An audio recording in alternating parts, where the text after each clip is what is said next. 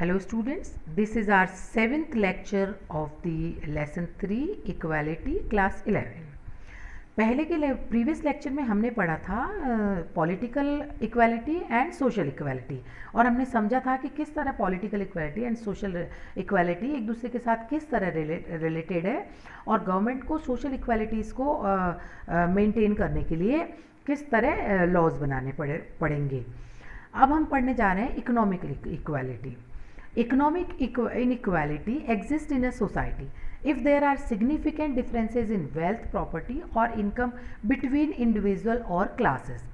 There are two ways of measuring the degrees of economic inequality in a society. First is measuring the relative difference between the richest and poorest group.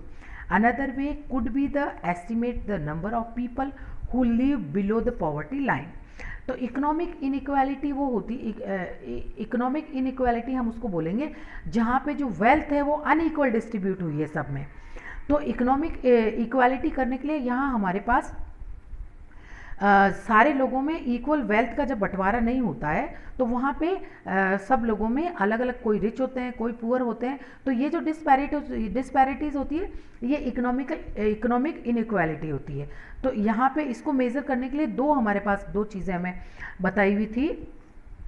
इसमें एक तो था कि सबसे पहले देखना पड़ेगा कि जो डिफरेंट ग्रुप्स के लोग हैं उनमें कितने रिच हैं और कितने पुअर हैं। इसी तरह पॉवर्टी लाइन के नीचे कितने लोग रह रहे हैं, ये देखने से भी पता चल जाएगा कि इकोनॉमिक इनइक्वालिटी कितनी कोई सोसाइटी में एग्जिस्ट कर रही है।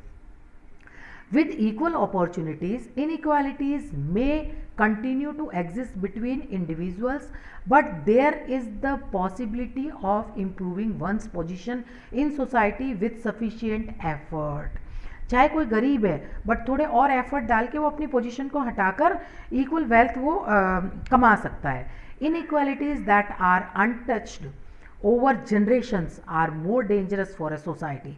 कई ऐसी इनइक्वालिटी है उसको अभी भी किसी ने ख़त्म करने की कोशिश नहीं की है, वो सबसे ज़्यादा डेंजरस होती है हमारी सोसाइटी के लिए।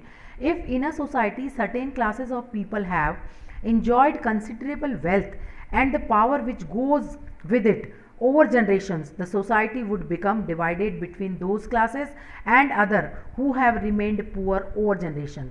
कई बार ऐसा होता है, कुछ क्लासेस ऐसी होती है जिनके पास इतनी सारी बहुत सारे उनको जो है बहुत सारे ऐसे एडवांटेजेस उनको मिले हुए होते हैं कि वो उनके पास वेल्थ बढ़ती चली जाती है और वो पावर, वो जनरेशन्स उनकी उन पावर्स को अपने पास आगे से आगे वो पावर्स उनकी जनरेशन्स को मिलते रहते हैं। इसकी वजह से क्या होता है, इसकी वजह से वही क्लास एंजॉय करती रहती है जो वेल्थ है उनको, और जो पुअर पीपल है वो पुअर के पुअर ही रह जाते हैं। Over time, such class differences can give rise to resentment and violence because of the power of the wealthy classes. It might prove difficult to reform such a society to make it more open and इक्वालिटेरियन।